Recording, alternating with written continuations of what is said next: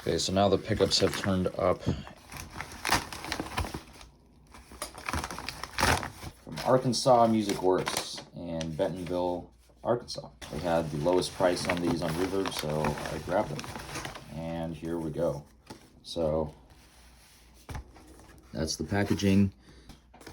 And on the back, it shows that the output is somehow not vintage. I guess because it's more output than like a Strat or a Tele pickup. And it shows your output profile. The resistance is 6.8 kilohertz, or kilo ohms, sorry, not kilohertz. Inductance is 3.2 hernies on both. I'll just pull it out of the packaging here. So these should be really dope. I'm very excited. Ooh, that feels nice. Yeah, gray bobbins. You can see there's little bits of wax on there. And they come with those screws, mounting screws, which is really good. Gotta have those because they strip super easy and then they're kind of difficult to find. So, got 8 mounting screws. They don't really say anything on here, except one has a red dot and one has a blue dot. So I don't know which one is neck and which one is bridge. I'm assuming the one with the blue dot is the neck and the one with the red dot is the bridge, but I honestly have no clue. And you can see that, like a true Jazzmaster pickup, it's wound very flat and wide. So you can see on the bobbin there, it takes up most of the space and it's not very deep.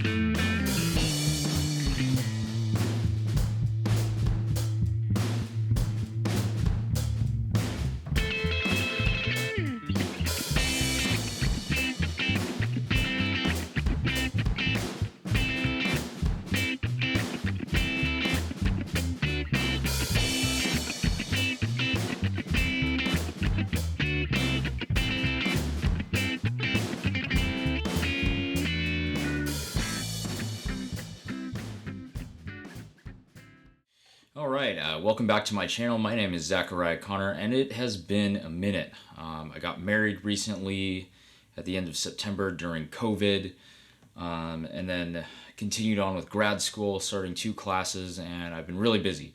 I've been doing a lot, and so I'm going to try to make some more content for YouTube. But yeah, so this is the first, I guess, guitar update since I did the demo of the Marauder. And that is that I changed the pickups in my my Squier Vintage Modified Jazzmaster. And so now I have a set of Fender Pure Vintage 65 pickups in here instead of the 2 pickups I had from the Creamery. And I'm going to tell you about why that is and show you what they sound like today.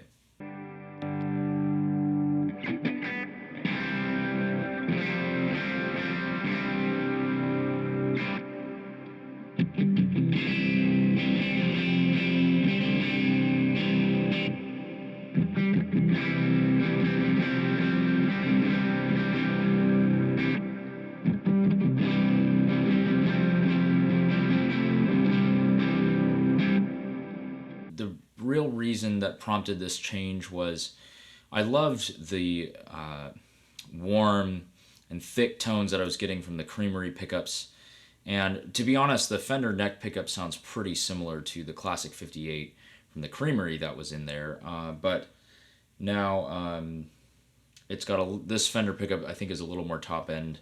It's a little bit less mids because this is emulating the gray bobbin 65 pickups, so the later Jazzmaster pickups, whereas the classic 58 is replicating those black bobbin early Jazzmaster pickups. So there's a slight difference in which type of Jazzmaster pickup they're replicating, and these ones happen to be the later ones, so they're a little bit thinner, a little bit more scooped.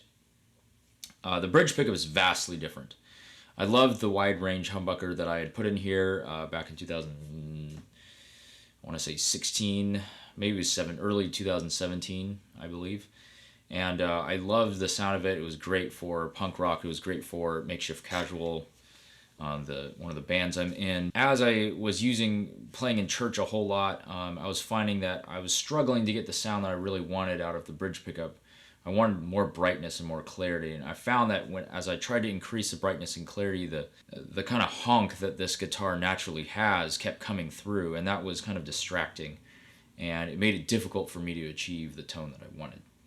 So I wanted something with more top end, more bite, more twang, a little bit less honk in the mids, and so I decided to go back to a single coil. I kind of was craving the real authentic vintage Jazzmaster experience, and so I settled for the Pure Vintage 65 set after hearing Michael Adams do a demo of a thin skin 65 reissue Jazzmaster. I was hooked on that pure vintage sound, that really thin, wiry Jazzmaster sound that a lot of the reissues are known for, and later Jazzmasters.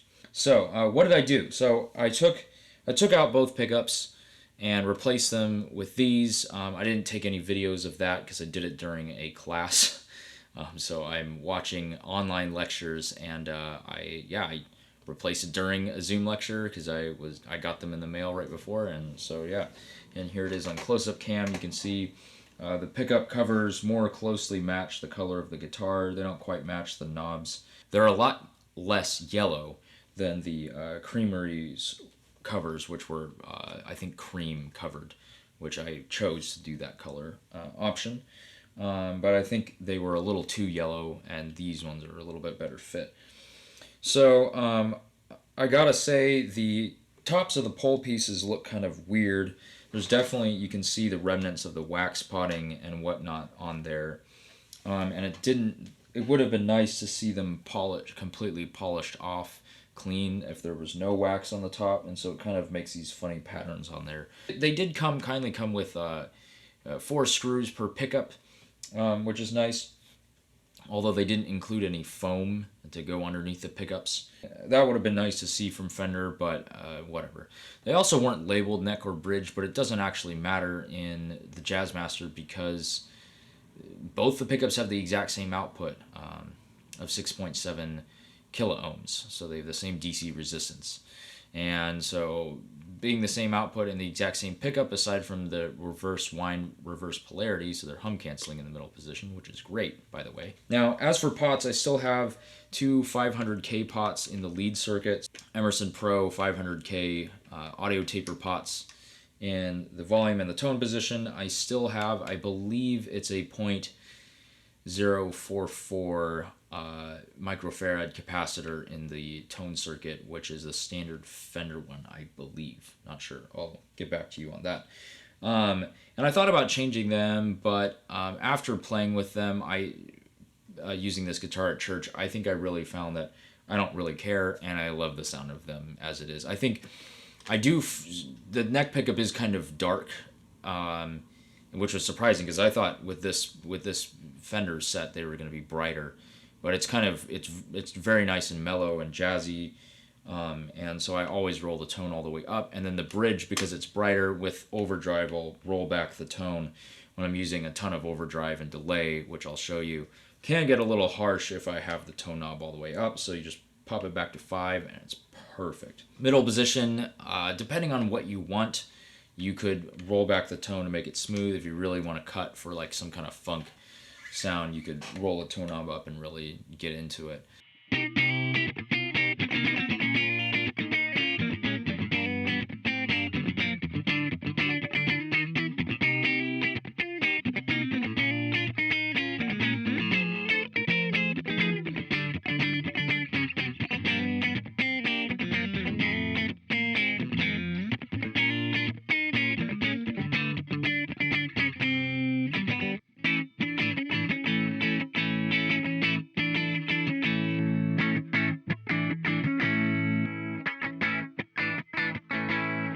I'm going to stick with this electronics configuration for now. There's a treble bleed on the volume pot, which I like to roll back, and that helps to cut some of the bass out of the neck pickup if I wanted to thin it right out. So that's another option I have. Now, the last mod I want to do to this guitar was I wanted to put a phase switch up here, but also do what they did on the American Ultra Jazzmaster, which is if you flick this switch up, the rhythm circuit, it would give you 2 volume controls and put the pickups out of phase. But unfortunately, to do that, you need a 4-pole double throw switch, and I ordered one from DigiKey, and it turns out that isn't going to fit in this guitar unless I do some routing and move the switch position on the pickguard. There's simply not enough pickguard to cover up the routing hole that would be needed. So the thing I'm going to do with this guitar is I'm going to order more cloth-covered enamel wire. I'm going to rewire the entire guitar. I'm going to rip out all the stock ground wiring, all that stuff that's not so good, and I'm going to rewire everything.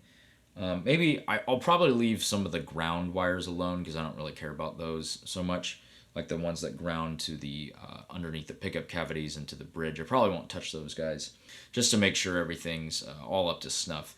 And then hopefully I won't have to dig into this guitar again. Although I do want to make one modification still, which is replace the squeaky, clanky, clicky old vibrato unit, which still works really well. But it makes a lot of clicking and the arm squeaks sometimes.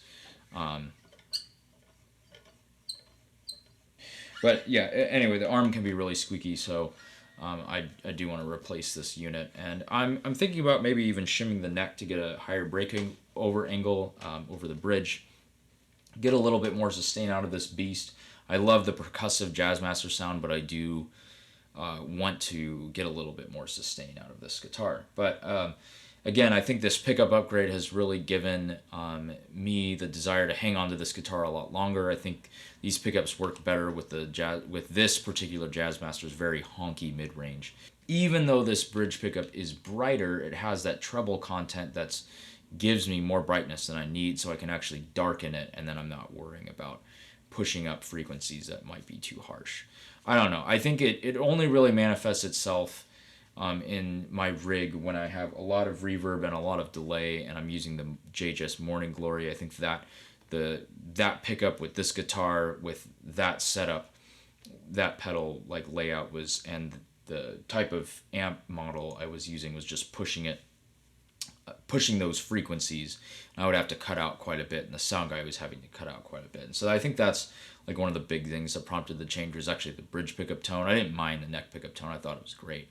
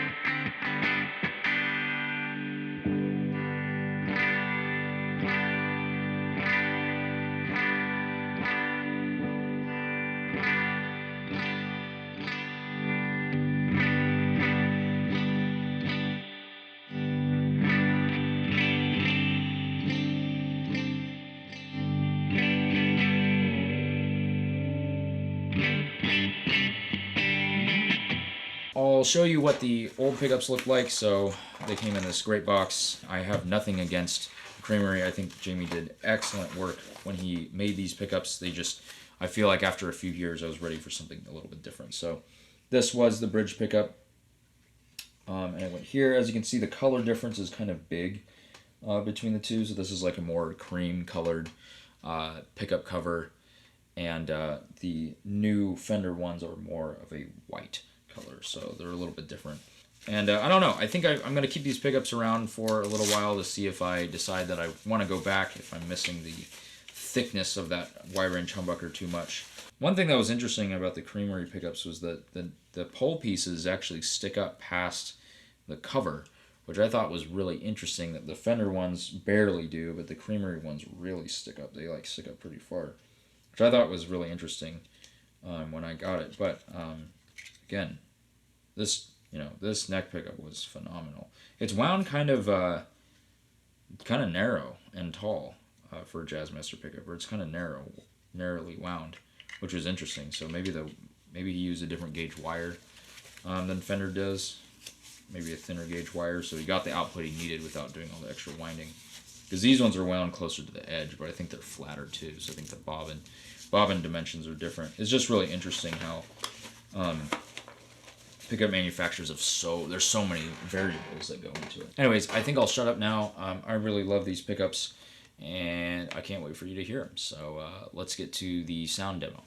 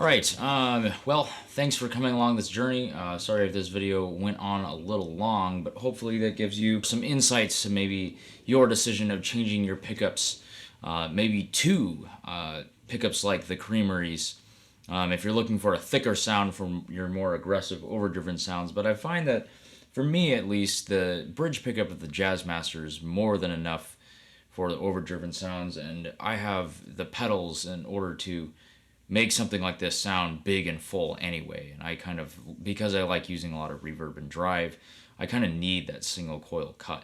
And so for me, these pickups are right. But maybe for you, you're looking for that humbucker sound of the wide range. So hopefully that, this video was helpful. Thank you so much for watching. Please subscribe if you haven't. If you like the content on here and you want to see pedal demos, because I haven't actually filmed any of those, let me know and in the comments, and I'll do my best to get to my fat pedal board next. You can follow me on Instagram at Zacharias Shreds. That's my guitar account where I post guitar stuff now. You can follow my personal account if you want. You can find it through Zacharias Shreds. But follow Zacharias Shreds for pictures of my guitars, pictures of pedals, occasional videos of me playing a guitar solo, probably wrong, and yeah, all the stuff that doesn't make it to this channel. Thanks for watching, and I hope you have a great day.